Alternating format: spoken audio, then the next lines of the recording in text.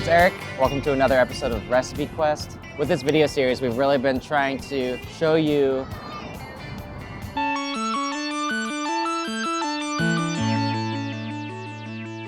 This episode is really about nostalgia. We're recreating my dream birthday cake. It's specifically a cake that I had at Chuck E. Cheese. My cousins and I, my brother, we all grew up with this cake.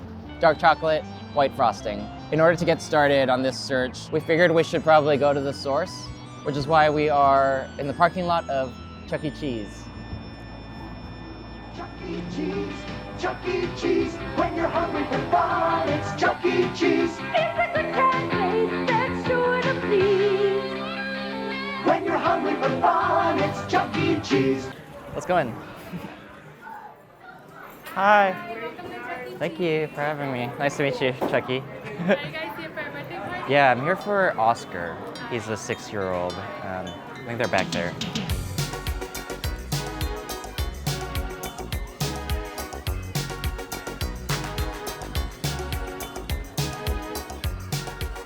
This is Oscar, the birthday boy. Sarah, my colleague. I heard you like skee ball. I love skee ball. Like, absolutely love skee ball. But he's doing well, you said. Yeah, this is the best we've ever done. Are you having fun, Oscar? Oh my good job. goodness. Yeah. Good. Yay. Well, we'll see you at All right, pizza. Okay.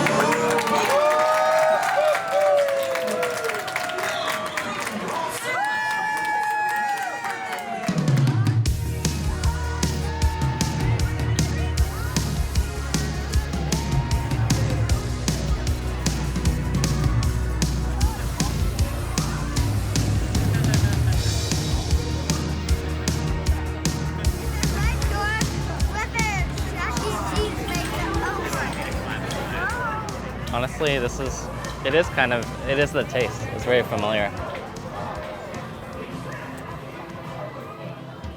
This cake, it's not the same cake as the one that I grew up with. Again, I grew up with the white frosting on chocolate cake, but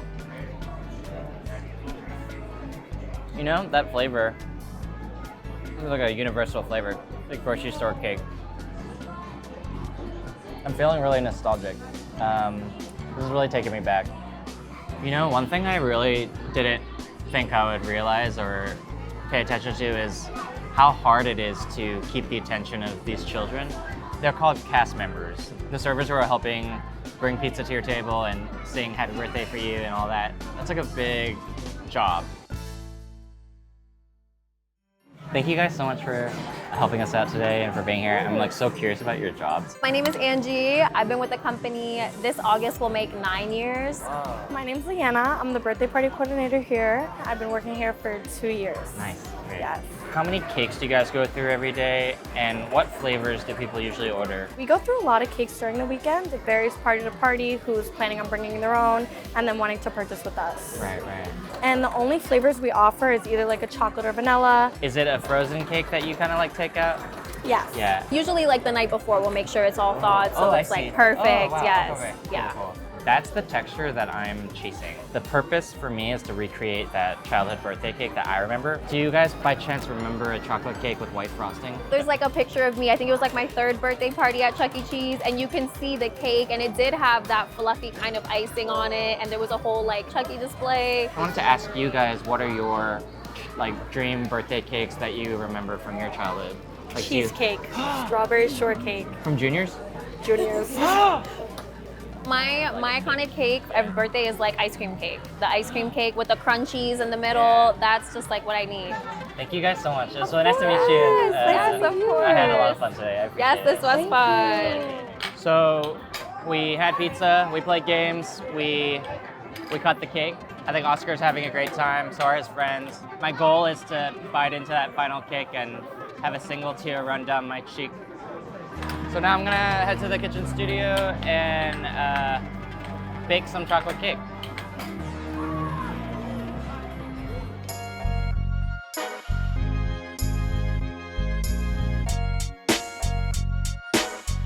Scene one, pick one.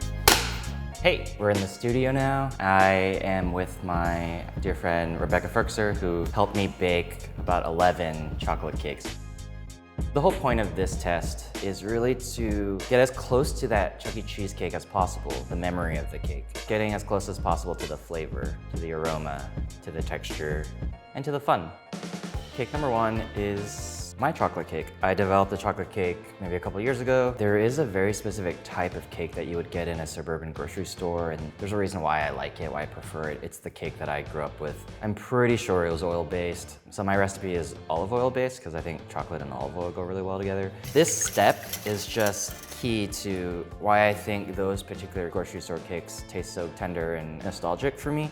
Okay, next. This recipe I was really excited to get to know because it's from Dory Greenspan. I call her the professor of cake. This is what the Chuck E. Cheese cake kind of like feels like. It's definitely the closest in look. Kind of the step that I really like in this is the streaming of boiling water to thin out the batter in the very end. This recipe is really unique because it has cocoa powder and melted bittersweet chocolate.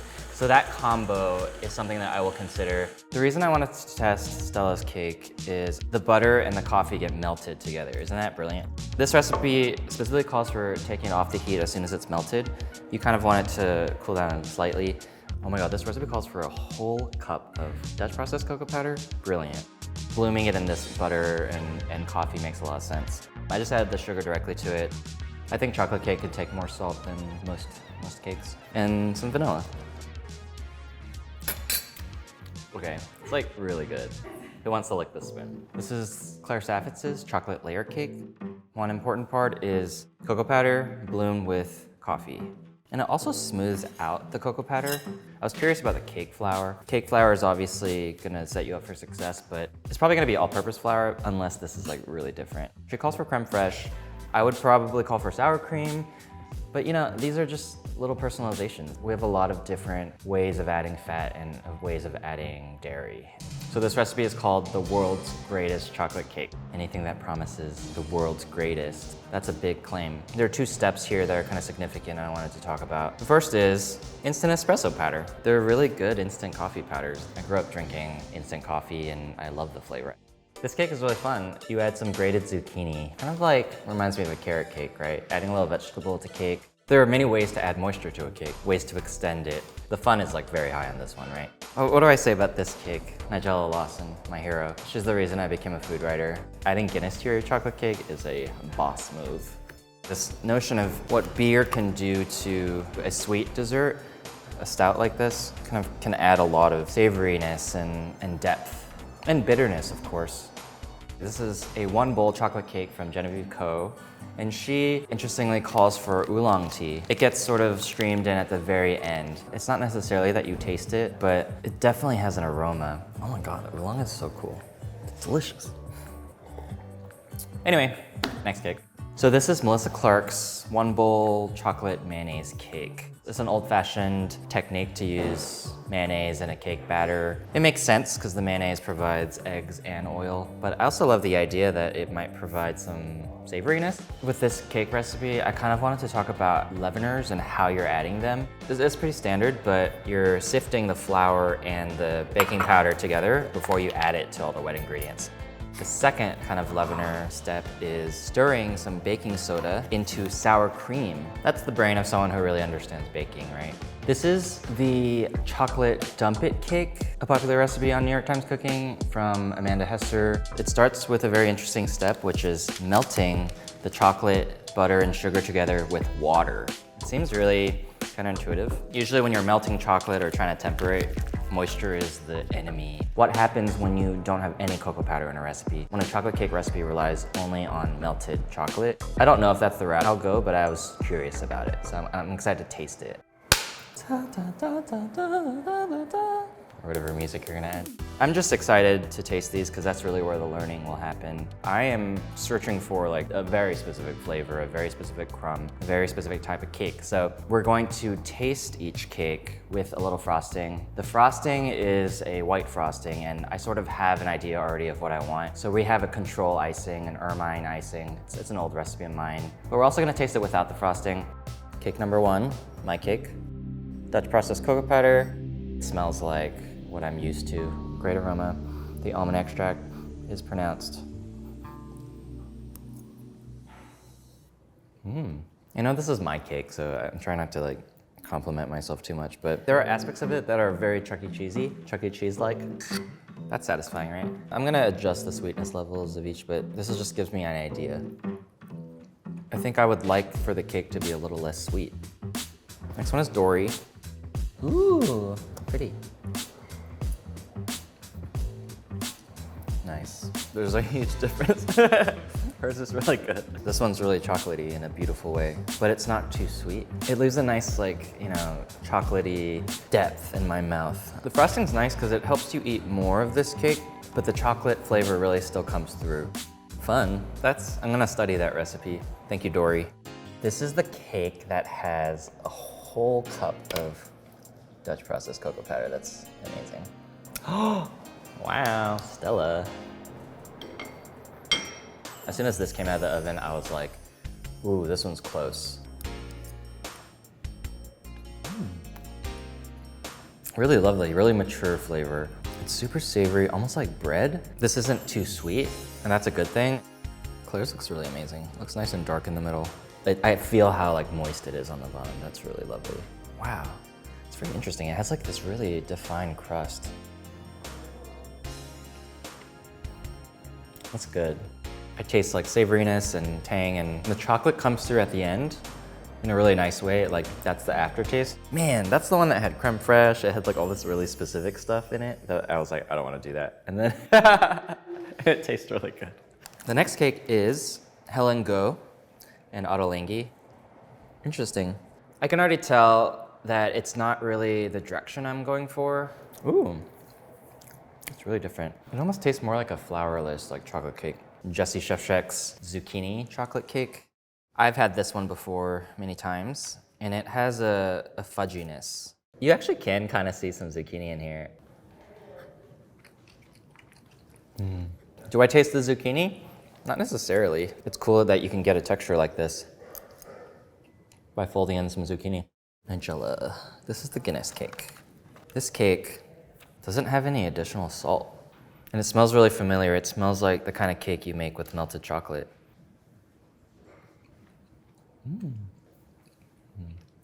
That's really comforting. I like that.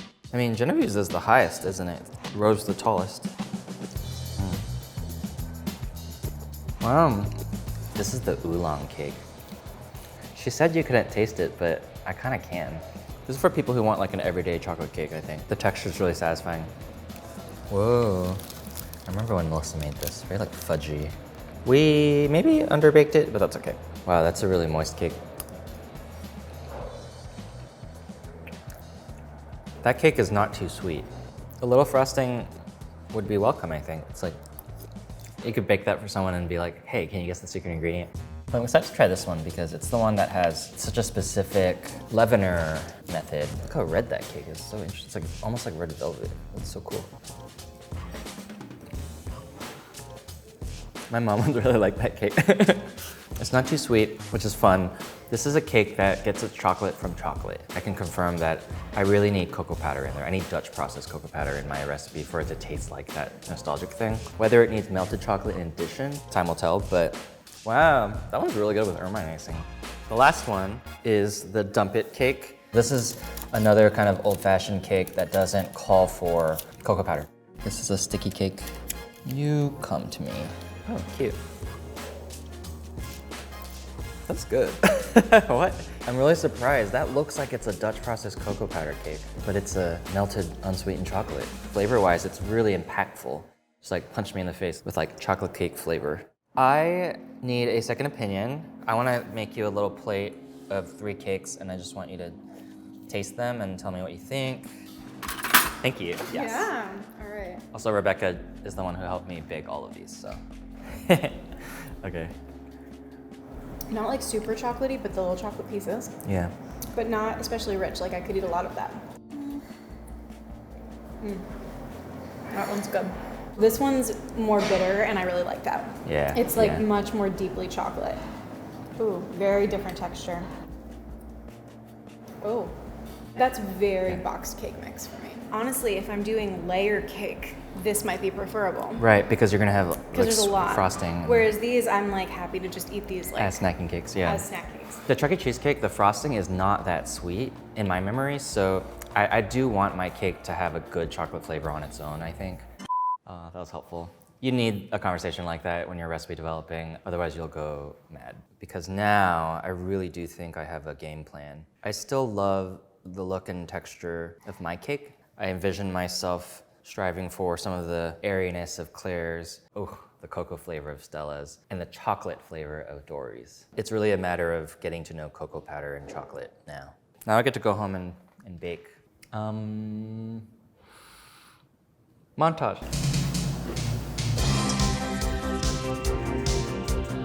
What's really unique about this recipe quest is before I even went into the kitchen to start baking, I had so much information already. I started with a chocolate cherry cake I developed a few years ago. It was solid, so it was nice to start there. The only change I had to make was adjusting the leaveners. It started with 2 teaspoons of baking powder, but then we lowered the baking powder to 1 teaspoon and then added 3/4 teaspoon of baking soda. There's also a whipped ermine icing, but I also added some sour cream and a little heavy cream as a test. And it split because my butter was way too cold and I had to use a hair dryer to really bring it all to temperature. And oh my god, I saved the buttercream. I was gonna throw it away. I usually do that. Let's start baking. Unfortunately, like every cake recipe, this starts with preparing the pans. This cake has many steps, but each step is really easy. One of my shortcuts is pre-cut parchment rounds. 1. Dutch processed cocoa powder, unsweetened. That gives your cake that dark cookies and cream chocolatiness. I need 83 grams. I'm using my scale for this mostly. Taking a cup of coffee, hot coffee. This blooms the cocoa powder, opens up the flavor, the aroma.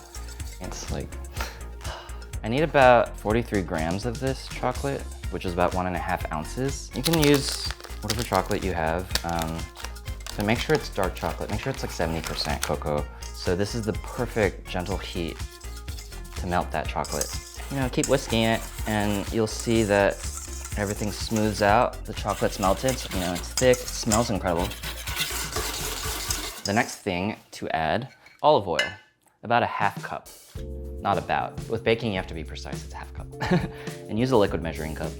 I do think an emulsified batter makes a big difference. It's like the combination of 2 things that shouldn't go together, but through agitation and through, I don't know, science or whatever, you can combine them. And so now that's pretty smooth, right? Smooth and shiny. Okay, the next thing is sugar. I'm just adding it, you know? If you have a scale, this is all you have to do. There's nothing in here that you can overmix, so you're just trying to combine everything. I'm adding 3 eggs. I'm adding some sour cream. This is kind of like a sour cream cake, I think. It's delicious. Nice. I love sour cream. Doesn't look very sexy right now, but oh, just you wait. I went from a teaspoon of vanilla to a whole tablespoon, and the reason is not necessarily even the vanilla flavor, it's actually for the alcohol. I learned while developing my pasta alla vodka recipe that the ethanol in alcohol helps you taste all the other ingredients. The flavor of the other ingredients are enhanced by the aroma that the alcohol gives you. So that's kind of why I'm doing this. You could add a tablespoon of bourbon, you can add a tablespoon of scotch, anything. I think you do want the vanilla flavor, but a whole tablespoon of vanilla is, in this case, it's for other things. It's for the experience of enjoying the chocolate flavors in here. This is the part where it's gonna look like, oh, this looks horrible. What you do is just break the yolks and just whisk, whisk, whisk. Try to combine the ingredients. The white streaks of the sour cream will start to go away, and then you'll have a smooth batter. The dry ingredients are flour, baking powder, baking soda, and salt. Yeah, we have to sift. So another way that I feel I've really grown as a person is I sift now. I sift things. You don't have to. You can add the dry ingredients to a bowl and whisk it until smooth. But I think sifting it just ensures that you don't have any pockets of like flour, which sometimes dissolve, but a lot of times they don't. So if you want like a more perfect cake, just you have to kind of like take out the sifter. When you get to the end, you just coax it through. And then you need one final to like get the rest out. Combine this and this. I actually think dumping it all in first is really good, so you don't overmix. I am just gently whisking, like start in the center and then everything will incorporate. And what I'm trying to do is remove the pockets of flour very quickly without over mixing. Stir it until it's smooth. Now we're gonna fill the pans. Each layer is about between 380 and 390, I think. So I'm gonna start with that and then see where it leads me. This batter makes enough for 3 8-inch rounds. That's the last cake. Before they go in, I'm gonna tap these on the counter twice, a couple times. And you'll see like the bubbles kind of like pop up. Maybe 3 times. These are gonna go in the oven. Gotta work quick. 2 on top is good. I like that. And then bottom. I hate this oven. Okay. And I feel like this needs exactly 20 minutes. At the 10-minute mark, I'm gonna swap the cakes. I'm gonna put the 2 on top and the bottom, the 1 on top. Frosting. The frosting is something that when I'm doing this in my real life, I'll probably do the frosting the next day. It's already easy, but it just feels even more manageable. You only need 3/4 cup of sugar. I'm in my 3/4 cup, 3/4 teaspoon era. I'm also gonna grab some flour, 3 tablespoons of flour. And then salt, again. I am trying to break up the flour and I'm just getting them combined, it's fine. And then I'm gonna add the milk. A cup of milk, just kind of like, stir that together. Now this is gonna cook on the stove for about 6 minutes. Oh, the cake's done. Let's see how they look. This is definitely done, the crack looks nice. There's no chance of it like dipping in, I don't think, like it's done. I'm gonna let that go for another minute. And back to the frosting. You're cooking out the raw flour. You are providing a base for the butter and you end up with this nice roux. You're trying to get like glue texture. It's much thicker than a bechamel, but still has this like translucent quality. It's pretty thick. I think she thick. I'm adding it to the bowl of a stand mixer. If you don't have a stand mixer, you can use a hand mixer. I would not do this by hand. It's just like a lot. Have this going for about 5 minutes so it all like cools down. There's something about cooling it down while you're agitating it to just keep it smooth and not have any gross like film. The other cake. Now it looks good. Now it has cracks. As a test, there's no liquid on here. There's no like wet cake batter. If there were, then it wouldn't be done. The center of the cake is gonna be the most moist. So by letting it cool in the pan, that will redistribute. Cakes need time. So that's why I like doing this the night before. And I actually do have cakes in the freezer right now. Wait. Layer 1, layer 2, layer 3. I'm gonna let them thaw a little bit, but I think I'm gonna frost these. Because they're chilled, they're gonna be less crummy, and you'll find that it's easier to frost these than it is to frost these. You just like can't frost those when they're warm. It's not something you wanna do. I'm gonna incorporate a cup of very room temperature butter. The butter needs to be room temperature. When I say this, I truly mean leave it out overnight if you can. As you have seen in the testing phase, if your butter's not room temp enough, your frosting will curdle. So I'm just adding like 1 or 2 tablespoons at a time, sort of like waiting for it to incorporate. Once all of the butter's incorporated, you want to really whip it for a long time, like 5 minutes. You want to whip this until the yellow butter becomes blindingly white. That's how you know you've added enough air. Looking good. I'm gonna stop there. It looks really good. I like it. You can see what it looks like right now.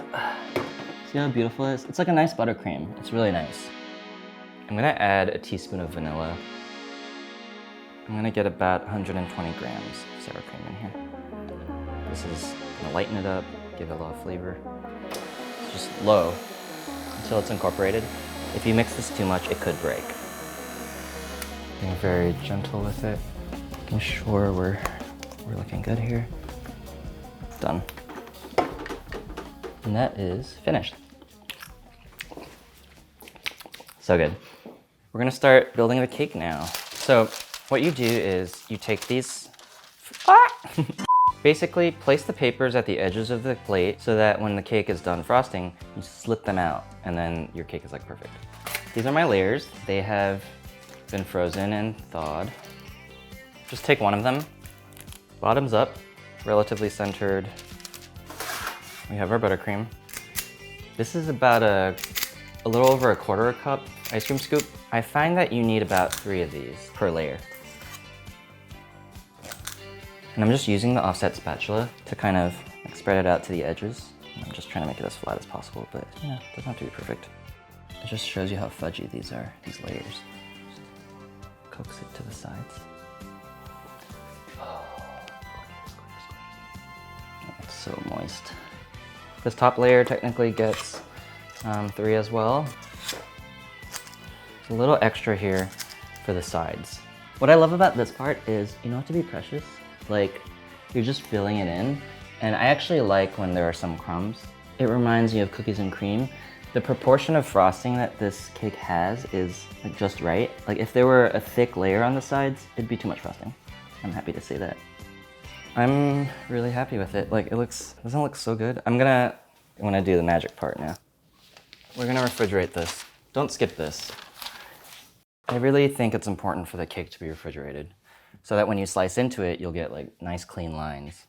Don't mess with it too much, but I'm kind of like, I don't think anyone will miss this. Man, it's an awesome cake. As that chills, I'm gonna do some cleanup. We're gonna pack up and we're gonna go surprise my colleague Scott with his birthday cake. We're here, we're at Scott's place. There's nothing like giving someone a cake. I'm excited. Hey, hello, thank you. Oh my gosh, is this the cake? Yeah, that is actually. All right, thank you. Oh my goodness. Oof, oof, that is beautiful. Eric, you did it. This is a beautiful, beautiful cake. What's really exciting about this cake is I got it. I knew exactly what I wanted. It's weird to eat a cake and be like, whoa, this is what I remember. You use the word Oreo-y and like, yeah, that is my favorite food group. Happy birthday. Yeah, I feel like I have to say happy birthday too, but happy birthday. Oh yeah, oh yeah. Oh, that's so good. Yeah, I could eat the whole thing. The frosting is milky, like Milky, not too buttery. it's light and soft, but then when it's in your mouth, it becomes like fudgy. Yeah. And if you have this cold, it's a different thing too. So it's fun. And I just kind of like started respecting the cake more. Like all the bakers in my life bake beautiful cakes, and I always felt like I couldn't do it. There were like little rules that I used to not have patience for, but now that I slowed down and I was like, okay, there's a reason you do all these dumb little things. You end up with something like this, and everyone's like really happy because you could have bought this, but you made it. Yeah. Anyway, happy birthday.